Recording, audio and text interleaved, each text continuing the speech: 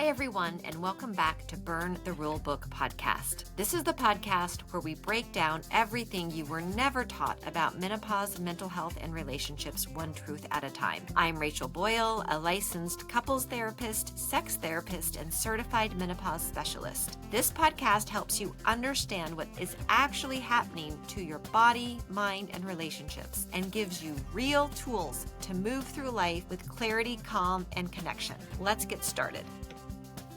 Hi, and welcome back to Burn the Rule Book podcast. Today we have Dr. Sameena Rahman, and she's a board-certified OB-GYN sex med gynecologist, a menopause specialist, and a clinical assistant professor at Northwestern Feinberg School of Medicine. She is the founder of the GYN and Sexual Medicine Collective, a concierge practice affiliated with Miss Medicine that emphasizes compassionate, evidence-based, and trauma-informed care. A fellow of the International Society of the Study of Women's Sexual Health, ISWISH, Dr. Rahman serves on its board of directors and chairs its scientific committee. She is also a Menopause Society certified physician and serves on the educational committee of the Menopause Society.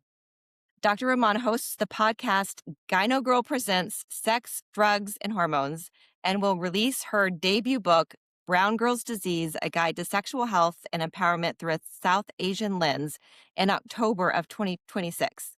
She is a medical advisor to Let's Talk Menopause, Flow Health, Evie, and the National Menopause Foundation, and serves on the Forbes Health Advisory Board. Yay. Well, welcome. I'm so glad to have you on today. Thank you so much for having me. It's so exciting. It's so exciting, and you've done such incredible work in the field of helping women and education, and you've got a new book that's coming out. So excited about that. Yeah, it's a long time in the making. It's going to be released October 6th. So I'm getting ready to start. I'm coordinating my tours right now. So hopefully, get that So going. can you tell us a little bit about what the book is about? Yeah, it's a book that is really meant for any person that's been dismissed by the medical system, which is like mostly all women. Yeah, right, exactly. But really, it's about like the different types of sexual dysfunction women experience, how to navigate them. So it's not just about sexual pain. I talk about persistent genital arousal disorder. I talk about genital pelvic pain conditions. We discuss low libido. We talk about, arousal and orgasm dysfunction as well. But then I also weave in sort of like the medical problems that kind of like make things worse, and what I call the three elephants in the room, which are like trauma, medical bias, and psychological conditions like depression, anxiety that really cause things to become worse for people or, impede their sexual function as well. And I call it brown girl's disease because it's a term that, when I was a resident in training, people would talk about South Asians when they would come in, and a lot of South Asians have pelvic floor dysfunction and they have problems with sexual pain. And so as a South Asian, I had a tech ask me once, like, what's the deal with your people? They act like they've never had anything in their vagina. And so that was like the turning point for me. I was like, wow, people really just assume this. And then I talked to other gynecologists who told me that in their other South Asian gynecologists who told me in their hospitals, they called it brown girl's disease. Oh, there's another girl that can't have sex in room 2, brown girl's disease. And they would be flippantly talking about a problem that sure has a social and cultural component, but there are real biologic reasons for it. Sure. And when we mislabel things as brown girl's disease, or like, in the 80s when they called, HIV gay cancer, like you're labeling something based on an ethnic group or a religion or whatever, and you're not giving a full assessment of what's happening to that patient. So you're already dismissing them based on what your bias really, right? And so I'm reclaiming the term, and as a shout out to the world, like this is not how we treat people or how we should navigate, sexual function and dysfunction. That is already a highly stigmatized and difficult issue for people to come forward on. I don't have to tell you that. And so, as we look at the reasons that people don't come forward with their complaint and sometimes debilitating concerns that impede their quality of life and, longevity for some people, right? Like I think it can really impede their sexual function longevity for a lot of people. And so I think, I'm reclaiming the term, and I'm I'm taking it back. This is great. And there needs to be more information out there on this because it's hard enough to have these conversations already as women, in a doctor's office, and to have it be dismissed and marginalized and minimized, then it's like women aren't getting the care that they need. Yeah, absolutely. And I say this is a guide to sexual health and empowerment through a South Asian lens because I do include a chapter on like culture and religion and how that nuance plays into how we look at sex and how that's so important on how we even talk about sex and our relationship with sex. And so I think that, also understanding the unique challenges in different cultures and women of color that oftentimes don't get addressed in standard books, right? And they also talk about times of hormonal transition, like, you know, puberty, perimenopause, postpartum, menopause, and all the issues that come into play when it comes to sexual function. Well, and sexual function is so important for your well-being and for relationships. Mhm. And so if you're having pain or you're having issues going on, it's so important to get that checked out. Can you say a bit more culturally about, what South Asian women experience and how that might be different or how things might hit them harder during these Yeah. transition times? Yeah, and I think what's interesting is that, we assume that cultures who are like really shrouded in shame around, Mhm. genitals or shrouded in shame around menstruation or shrouded in shame around sexual function, probably do because of the lack of education, the lack of discussion, have and experience more of this. Some statistics show like 40% of, South Asians, Muslims, depending on the study you read, like experience sexual pain at some point in their life. And a large percentage of them never seek help because it's pretty normalized that this is a normal thing to happen. Or, I think that they don't think that there's solutions for them, right? Because what do typically women hear when they tell someone that they have sexual pain? Relax and have a glass of wine, right? Glass of No, I always say if your medical treatment can be the same thing that the bartender at last call tells you you're not experiencing It's not you're good not medical treatment. experiencing medical management, you're experiencing violence of some sort. So I think that it's really important for us to understand that, there is, of course, when people say things, are in their head, whatever, there's always a psychologic component to what's happening. And people who struggle with pain become depressed and become more anxious, which is Sure. their Yep. problem. And so to say it's all in their head has always been a problem, but also to not appreciate the nuance of what's happening from a psychological problem is also a problem.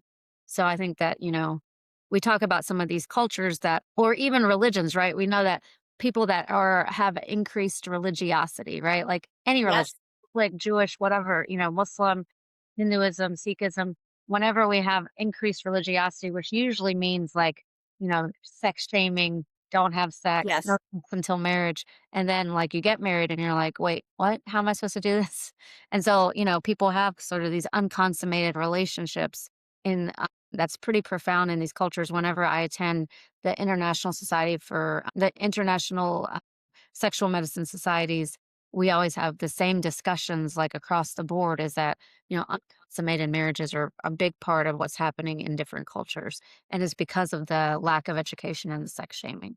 Well, there's so much that goes into that, especially for women, because women on average get such different messaging around sex than men do, Mm. and in heterosexual relationships, Yes, and when you're 100%. getting into these, really deeply religious cultures, right? There is so much shame that's Yes, involved with that. And women bear the burden and the price of that shame so much more than the men do in the cultures right, like this. right. Yeah.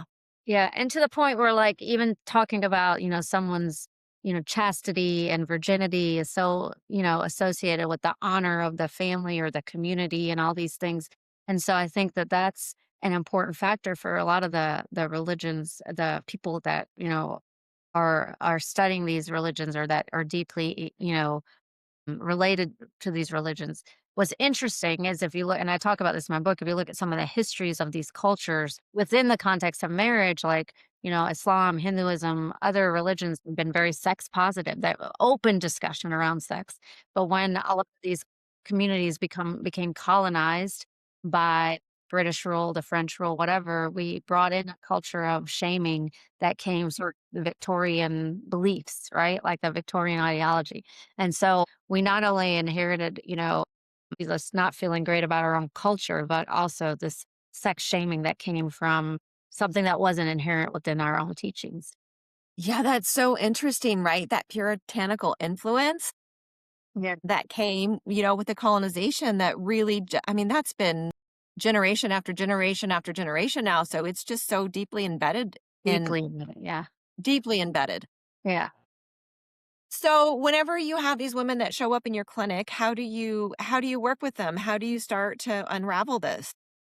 Um, it is biopsychosocial, right? So there's always usually this like biologic component around their pelvic floor, right? We look at, the issues around hormones that are involved. I had a patient that I for sure like she was a very religious Catholic patient who I thought all of her vaginismus or involuntary contraction of the pelvic floor was related to like the historical sex shaming that happened in her childhood. And when I finally was able to do a full exam, which I had to do under anesthesia because I couldn't even examine her, I realized she had an imperforate hymen, right? Like I couldn't even get a pinky to examine inside the vulvovaginal canal, and she had an imperforate hymen, which obviously contributed to her inability to have sex too. And so hers was there was a biologic reason, but then there was the psychosocial. And so even myself thinking, another sort of person growing shrouded in shame around sex.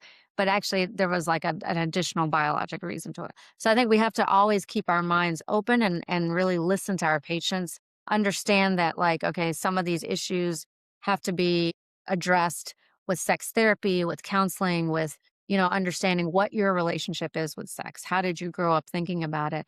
And then looking at all the biological aspects that we can work on in the office, right? I have a pelvic floor therapist who's wonderful in my office. We work together. Sometimes we have to use Botox, sometimes we have to use, Valium, sometimes we have to use hormones because it's never usually one thing, right? There's no silver bullet when it comes to curing any of these problems. And it tends to be something that you have to sort of chase for different times in your life. Like I always say, if I have a 20-year-old with sexual pain, vaginismus, whatever, by the time she's well into marriage or whatever, had her first kid, whatever, by the time she's postpartum, she might get a resurgence of the same thing. And her body just goes back into the same mode of clenching and anxiety and fear around sex again.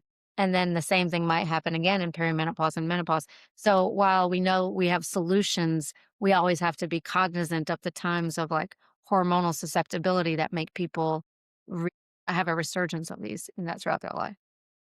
That's so interesting, right?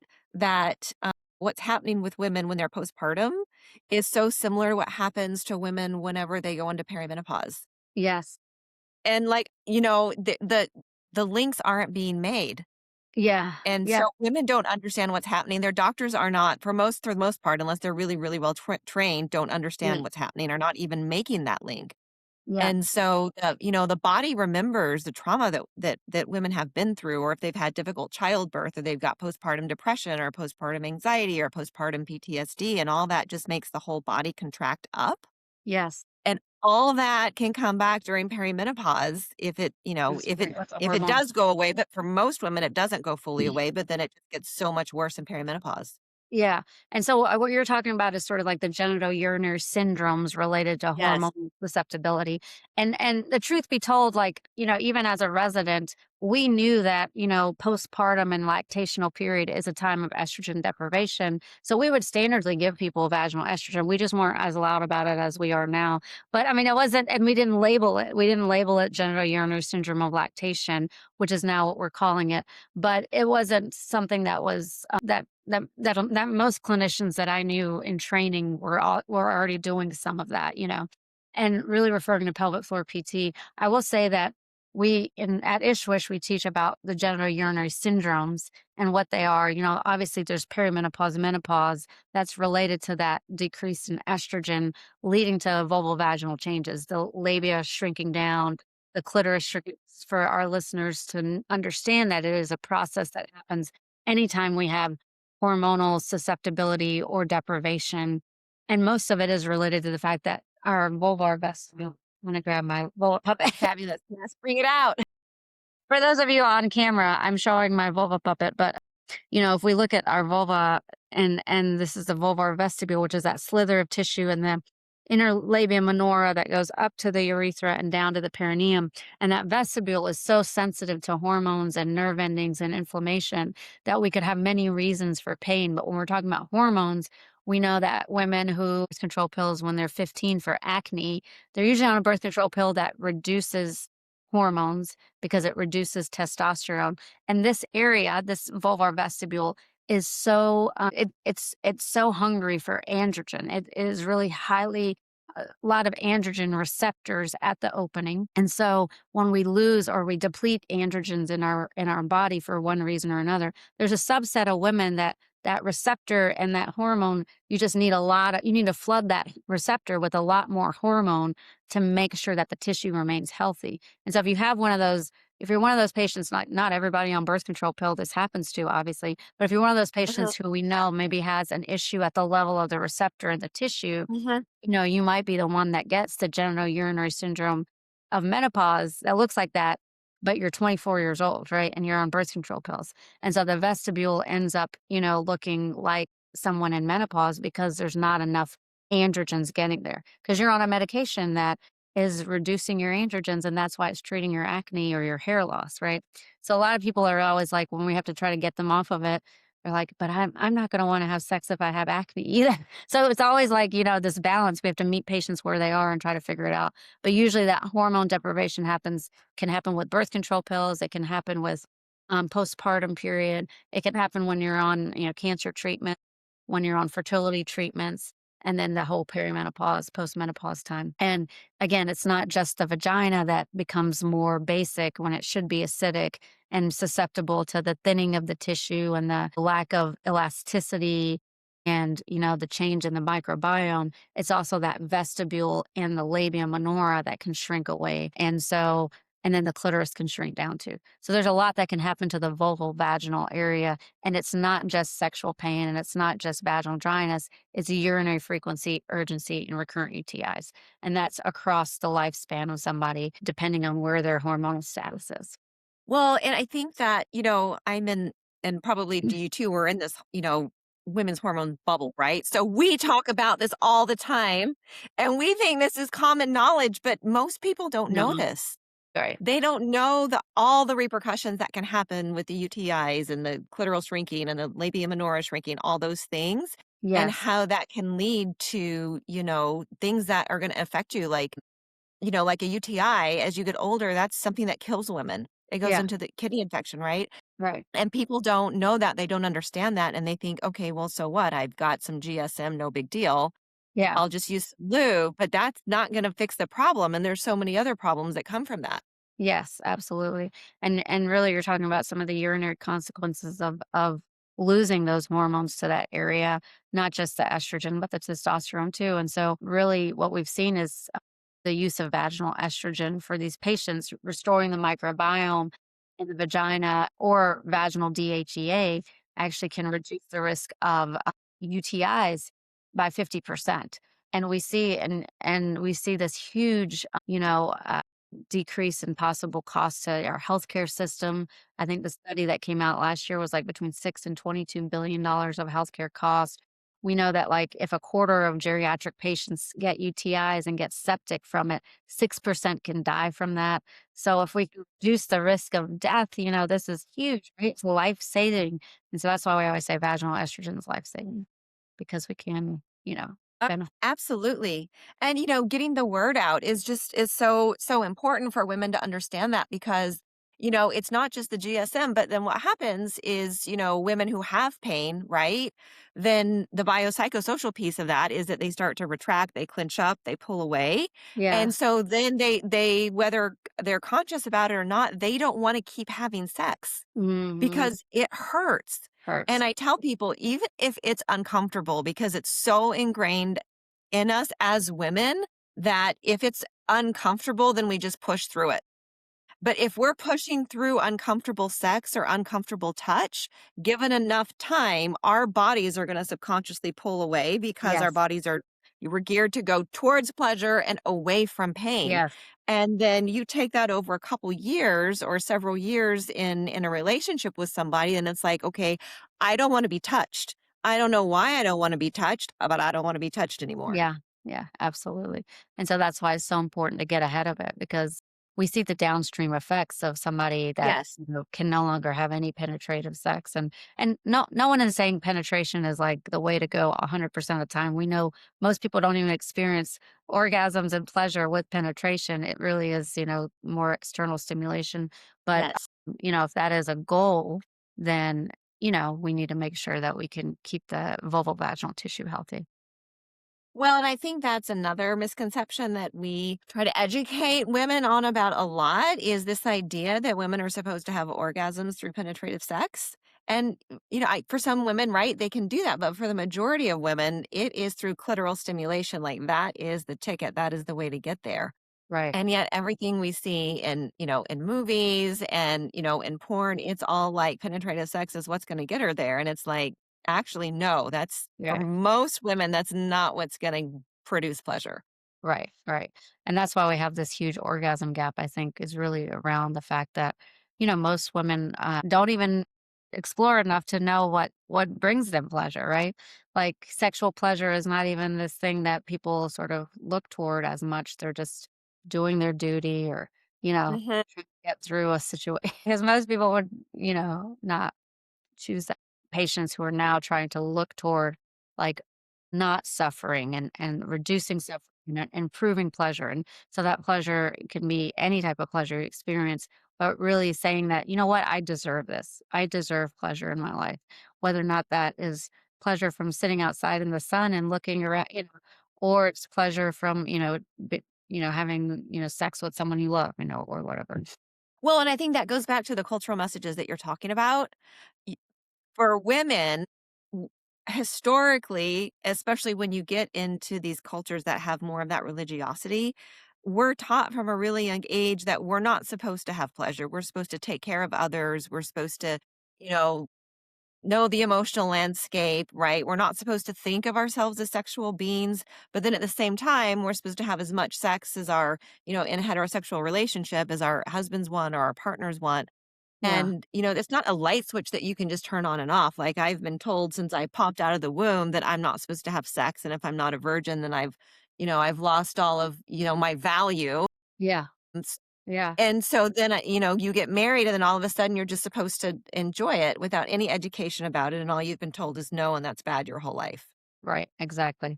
And I think that like when it comes to, even thinking about, our education of people here trying to figure out, even our anatomy, right? We don't even teach girls appropriate anatomy because our anatomy is shrouded in shame.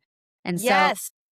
if we can't say the word vulva or vagina without being censored, where are we going to go from here? Like, how is anyone going to ever look down there? We call it down there too. Like when I hand people a mirror in my office, they're like, whoa, what are you doing? I don't need to see that. And I'm like, yes, you do. Do you look at your face every day and check out what's happening with your eyes and nose? And, Yes. like it's a body part that you were given and you have the blessing of having a clitoris that is for the sole purpose of pleasure. So let's look at it. That is the sole purpose, right? It doesn't share any other function Yeah. except pleasure. Yeah. Right.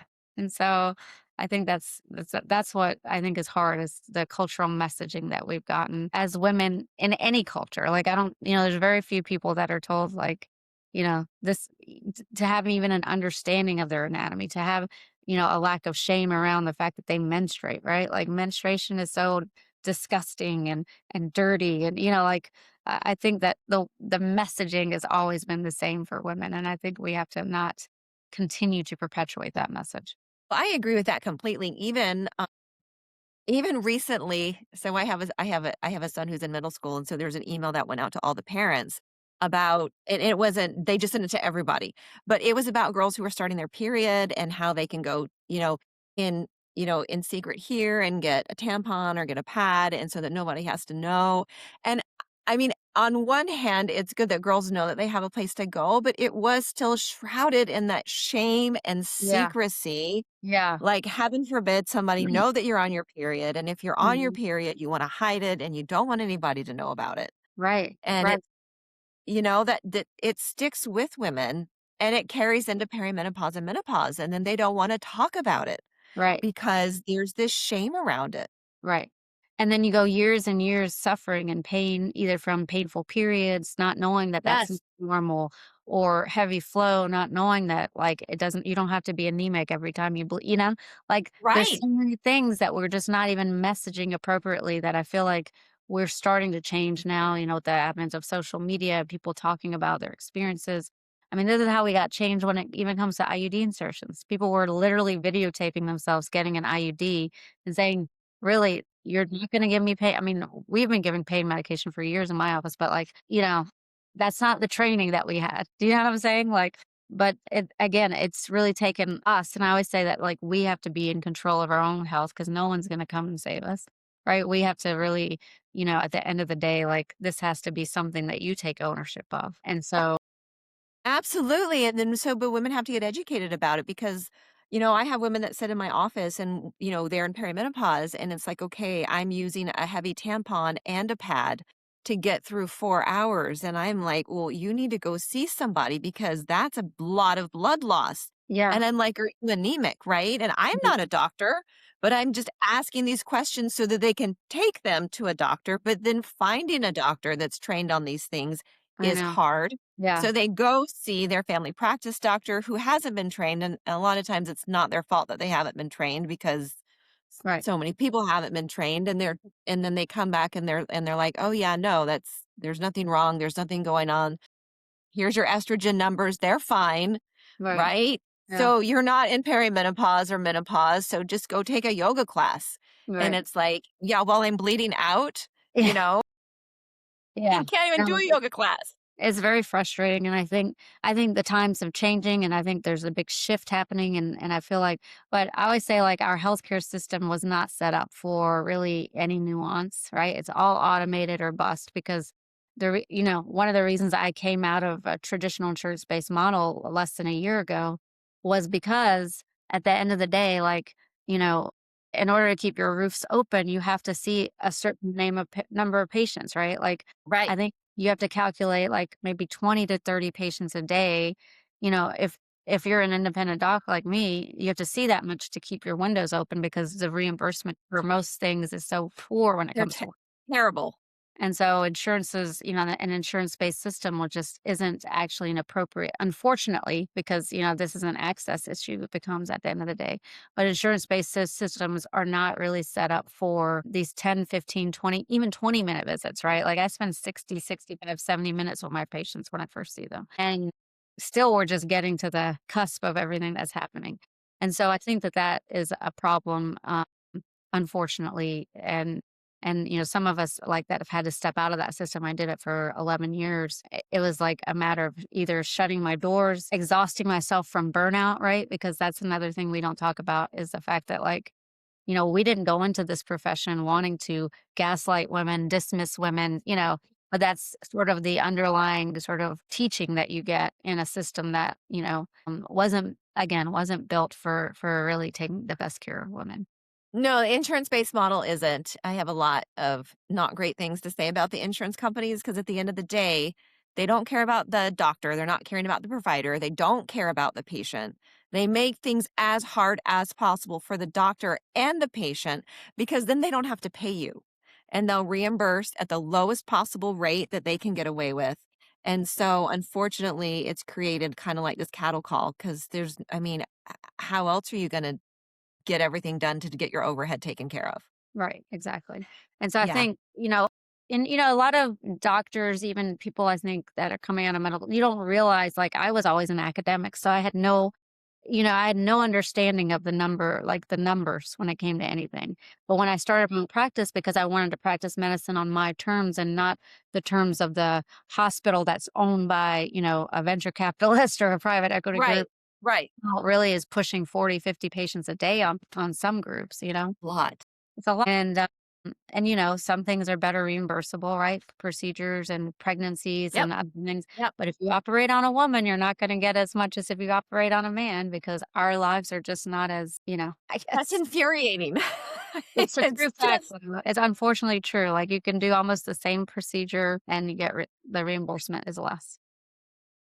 did not know that. So I Yeah. am feeling Yeah, completely infuriated if right you operate on a woman and, you do a nephrectomy or, you do something that, like, you could do on either sex, it's the less reimbursement if you do it on a now. woman. What the hell? I mean, I know. that's not okay. Yeah. Our lives aren't worth as much to them, so, like Well, and it's like even the education around women's anatomy had didn't even get accurate in the medical textbooks and so until like what was it like 10 years ago? yeah. I mean, that's Well, even our understanding of the clitoris, like, until 2022, I think Maria Loco and when yeah, Peterson did the research on like a human clitoris because everything we knew about the clitoris was based on a bovine clitoris from the 70s. So a cow clitoris in the 70s had approximately 8,000 nerve endings, and that's what we taught people forever. But my friend Maria Loco and Blair Peterson, they both did the research and found out it's over 10,000 nerve endings. So there you go, like very small nerve endings, over 10,000 in a human clitoris. And that was like 3 years ago. I think it was 20. and then it was just fully mapped, Yes, what, like like last 3 year. months ago? Yeah. 3 Yeah. months ago. It Yeah, was just fully mapped. It's like, what's up with that? yeah. So, again, unfortunately, like I mean, you deal with a lot. I think I always talk about, like I love OBGYN as a field. It is the field that most people think is the field that will take care of women. But if 50% of the population is women, every profession should know how to take care of women. And women weren't allowed in research till 1993. So we're already up Right? against a lot when it comes to this. And so I think, when you think about the sort of the premise of OBGYN has really been based on, a lot of sexism and racism, to be honest, right? Like I think, and so it's hard to really negotiate that and dismantle that in such a short amount of time that you have patients or whatever. But we're seeing the repercussions of that now as we're looking closer into the foundations of something and how it started. Well, absolutely. I mean, we're talking about the patriarchy now, right? I mean, it's just the systems The systems of in place. oppression that are Yeah. put into place by people in power Yeah. of I want it, I take it, it's mine, I matter and you don't, right? I mean, Mhm. and that goes along with when we look at, women and their sexuality, that it's been used for the pleasure of others rather than women owning it and deciding what feels pleasurable for me. How would I like this experience to go? Yeah. Exactly. So that's why we're gonna burn the rule book on this. Right, So we got Rachel? to burn. We gotta burn the rule book. Okay. Okay, so for your book, right, Yeah. that's coming out. Okay, Yeah. so there's the belief systems, right? You got the cultural, all the layers of the cultural belief systems, Yeah. right? Yeah. And then are there some actual medical differences or things that happen more often that you want people to be aware of?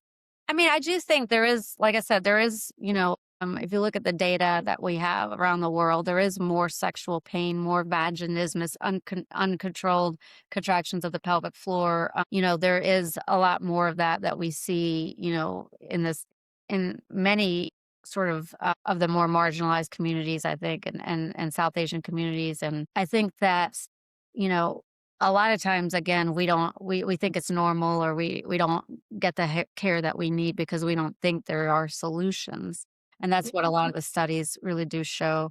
I think when it comes to things like perimenopause and menopause, if you look at it through the lens of a woman of color, that looks very different, right? That looks very different for women of color. We know that, the average age of menopause for North American, mainly white women is 51 and a half, but we see it earlier for Black women, earlier for Latino women, earlier for South Asian women. And so we're talking about maybe as early as 47 as their final period. That means perimenopause can be, on average, most people experience 4 years of perimenopausal symptoms, but 7 to 10 years for a lot of people, right? And so, Yeah. and we know that premature menopause and earlier menopause really do come down to earlier times for women of color. And so a lot of that is attributed to what we call sort of like the allostatic load, right? Your allostasis is your ability to Mhm. get back to a neutral place and really the load that gets placed on women in general Yes. as caregivers, Yes. right? We're the caregivers. We're the accumulated stress that happens to our bodies, right? Our bodies do keep score, and we do know that this accumulated stress affects our hypothalamic pituitary axis. It affects our nervous system, right? And so over time, if we have accumulated amount of stress, just from being a woman, just from being a caregiver, we know it exists. And that puts us in certain categories of more danger to cardiovascular disease, diabetes, obesity, some of these things. And you compound that to like a woman of color who might experience daily transgressions of micro transgressions, racism, you know, be really feeling like, the inequity that they experience on a day-to-day basis accumulates even more stress. And they say Black women in general have the most allostatic load. And that could Makes be sense. why Yep. their longevity is compromised and a lot of the things. And that is a structural issue, right? That is structural racism at its finest, really causing the day to day things that they experience. And so, and as women of color, we experience in general. And so I think that we have to be cognizant of that and understand that, you know, perimenopause for a woman of color might be longer. It might be more vasomotor symptoms, more hot flashes, worse sleep disturbance, which then leads into more cardiovascular compromise. And we all think about breast cancer as a fear we have, but cardiovascular disease, heart attacks, strokes, those things are going to kill us first. And so, as a community, even looking at South Asians, we carry maybe a quarter of the world population, but we're like 67% of the world heart disease. That's why there's two heart centers that are specifically geared towards South Asians, one in Chicago, one in the Bay Area.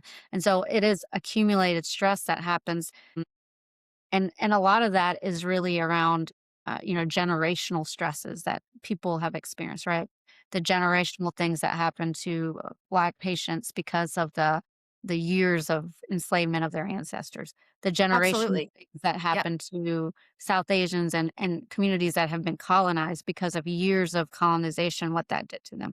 And so I think just connecting those dots pieces together will really help, center those patients so that we do act earlier for them when it comes to their heart issues and menopause and perimenopause, and their sexual dysfunction, all of that. So I think, there is that nuanced piece that a lot of people don't even, bring to the table or understand that if you should be looking at the person, if you're a clinician and you're listening and you see the person in front of you, say, I treat all patients the same, you actually should be looking at, what's that patient, what's their history, what's their upbringing, what are these social determinants of health that we know are going to impact their health span and their longevity and their journey into menopause and perimenopause and their cardiovascular health and all the things. And so we might act differently, right? We might act sooner for them. Let's look at someone's OB history. What does that tell us about, what's going to happen to them down the line? It tells us a lot, from a heart health perspective, right? The same with like, we can even go back to like, adverse childhood experiences. I'm sure Yes, the ACE scores. Yes. Yes. I mean, all of that is accumulated stress, right? Like, and so Yes. I know on the one hand, I'm telling you people not to say relax and have a glass of wine. That's not the treatment, but we do have to be aware of it, right? We have to be Do. aware of the stressors so that we can act earlier and we can act differently so that we can understand that. Because I think there's even a lot of data on sort of microvascular disease in women when it comes to I'm not a cardiologist, but I love learning about how some of these things impact cardiovascular disease because it is still the number one killer in women. And so looking at our smallest vessels of the heart, how is that sort of, affected by accumulative stress and all the things. And so I think there's growing data on that as well. So again, we have to look at sort of the whole person in front of us and not the siloed, organs that we are supposed to be treating. I mean, that's absolutely true because it's like we can't, and I think that's the other problem with the system here in the United States is that we kind of like we compartmentalize all these different things, and so women get bounced around from doctor to doctor to doctor, and they still don't have the answers. And when you are looking at the allostatic load, right, and you're looking at generational trauma, I mean, just being a woman in the world, we have things that we think of and that we're aware of that men do not have to. Just simple things like I'm walking to my car and I know I have peripheral vision going on that if I see something out here, I'm like, do I have my keys in my hand? Right. That's just I run. something that we think Can I of. run if Like, I have to? Right. Yeah. right. Can I stab somebody with my heel if I have to? Right. It's like we are have this constant awareness that that men just don't have. They don't think, you know what, it's getting kind of late. I'm not going to go for a run tonight. Yeah. Right. They're not thinking, is it safe for me to, exercise in this park? They're not thinking, hey, is someone going to slip something into my drink? Do I need to keep my drink in my hand the whole time? Even if I'm out with my girlfriend, somebody might walk by and slip something into it. I mean, it's just, Sure. do you know the most dangerous person a woman will ever meet in her life? Is Who that person is? Who is it? It's her husband. Okay, I was gonna say husband, but I didn't want to. I mean, how messed up is that when you look at domestic violence numbers, right? The most dangerous person a woman will ever meet in her lifetime is her husband. And that, when we look at that and we go back to like we go back to the religiosity, right? And the cultures that have these really controlling, rigid, Yeah. gender-based systems, those numbers get really, really high. Yeah. I bet. Yeah, Yeah. I can see that too, actually, and that violence, actually, that cumulative stress also impacts their longevity, right? I mean, so many that's still like when you think about domestic violence and yeah, it's it's actually very sad to think about, but it is something you have to be aware of, and you have to actually know what your resources are, know what your options Yep. are, Yep. and try to get out of situations that are going to be, detrimental to your long-term life health. Yeah, but even when we look at the lower, the lower stressful things, right? Like the emotional and mental load that women carry, Yeah. right? That is part of that allostatic stress. And this is something that's just now starting to get talked about because we just assumed it and carried it. I mean, I know I did in my life for a very long time because I was raised in a very religious community. So I just assumed that I had to do all of these things that Yep. were expected of women. Yep. But when you add up that mental and emotional load of what's happening in a traditional heterosexual relationship, women aren't getting the downtime that they need because their brains are constantly going because they have to, because they don't have on average, they don't have a partner that's picking up the other end of that load, especially when there's kids involved. 100%. And that goes to the whole, heterosexual roles and how that impacts your libido too, right? If you're in a I know. heteronormative relationship, I mean, I always say to my patients, like they come home and I treat a lot of, high achieving women in my office, and they tell me like, oh, I come home and, you know, I come home at 5, 6 o'clock, and so does my significant other, and but they're on the couch watching and unwinding, and I still have to figure out how to pick up the kids or what to do with Yep. their dinner and Yep. this and that and Yep. cleaning. Yep. And I'm like, that's it. That's the heteronormative roles and how they Yes. basically, really impede your desire. Because if you, because you get too Well, pissed off at the person, like, you're not going to want, yeah, you? Do I yeah, want to have sex when I'm angry? No, I do not. yeah, Like, right, right, but it's like and people forget about that. Like, when there's a task that needs to get carried out, there's 3 parts of it. There's the conceptualization, and this is Eve Rodsky's work, right? She wrote a book called Fair Play, but there's the conceptualization. I have to see that something needs to be done, right. right? Yeah, Then I have to plan the task. And yeah, then there's the execution phase. So yeah, what happens in most heterosexual relationships is the woman is doing the first 2. She sees it, she plans it, and then the guy is carrying it out. Okay, so she knows that it's the birthday party at the school. What am I going to do? I got to get cupcakes, right? I got to organize all this stuff. yeah. And then the man carries the cupcakes into the school and he's a freaking hero. And it's like, but wait a second. So true. That's just 1/3 of Oh the my work that God. needed to get done. Yeah, yeah. Like, are you Yeah. supposed to like applaud that person for going on? Like a participation awards. We should say that there are solutions to everything, right? There are Ways. solutions to all of And this. the best thing about like the evolution of the field of sexual medicine and medicine in general is that we are changing, we are evolving. And we have solutions, we have answers, we have ways to help the patients out there that need it, whether or not it's going through perimenopause and menopause, whether or not it's low libido. We have like these 2 FDA approved medications for patients with low libido with bother. We have testosterone use off label FDA approved men's testosterone for women's low desire. We have hormones available and people are using it. We have pelvic floor. We have so many solutions to these problems now. It's just a matter of, finding the time to do these things. I'm always like, I'm giving you another to-do list, but like, really take it and prioritizing your health, right? This is self-care is not always just massages and bubble baths and all the things. It's Right. like, I'm going to go get my mammogram today. I am going to go and I'm going to go get evaluated for the sexual pain that I've been struggling with for 10 years. Like you're going to get up and do it. And that's part of your self-care regimen. Well, and I think that that is so important because when women start advocating for themselves, then things change in the world, and we're seeing that because there's so many more women physicians out there than there used to be, right? And so just like yourself, and so now you're advocating, you're teaching, and that's changing the whole landscape now of women's health, especially women's sexual health. Absolutely. And I think, you know, with women when they have the right knowledge around what's happening with them and they can really advocate for themselves and they can Yes. really like the big thing that I love about sort of the movements that are happening right now is like the community building, right? You talk about Yeah. what's Yeah. what's the best peptide for longevity? It is actually community, right? Like I mean, It really is. community is such a huge component to really improving your health span. And so I think we're creating a lot of that right now, which is amazing. Well, and I think, through what you're doing with your book and your podcast and your blog and all the stuff you're doing, it's helping women feel like they're not alone in this. Like there's not something wrong with me. Like this is something that a lot of women are going through.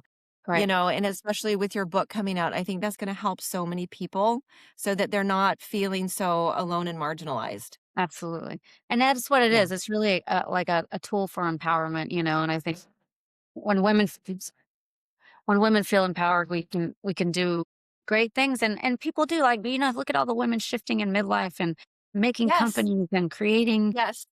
things for their, themselves or for their or for whatever. They're doing things and moving the needle forward. So that's great. Exactly. So, thank you so much for coming on to the show. I know we're getting right up to the end here. I Yeah.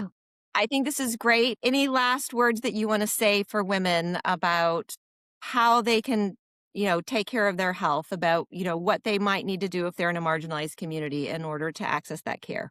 Yeah, I mean, I think knowledge is power, number one. I think, trying to get the education that you need around your body, what's happening with you and your health and your relationships is really important. I think, trying to build that community is also very important. So, like, go to the event that comes up, next month in your town and try to learn some of these things because they're fun and they're like community building and they're educating you and you might come back inspired to do something of your own or you might really get inspired to help your own healthcare journey as well.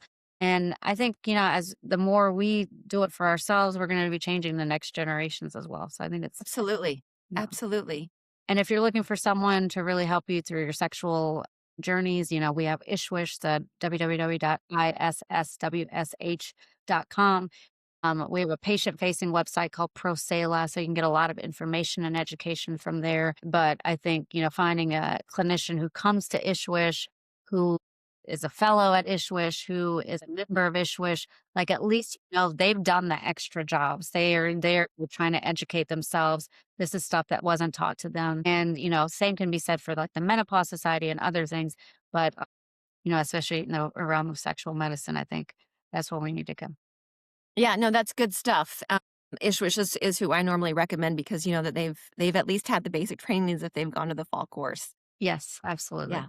And so All right. Well, thanks again for coming on the show. It's been great. this has been fun. Thank you. I appreciate you having me. Yep. Thank you.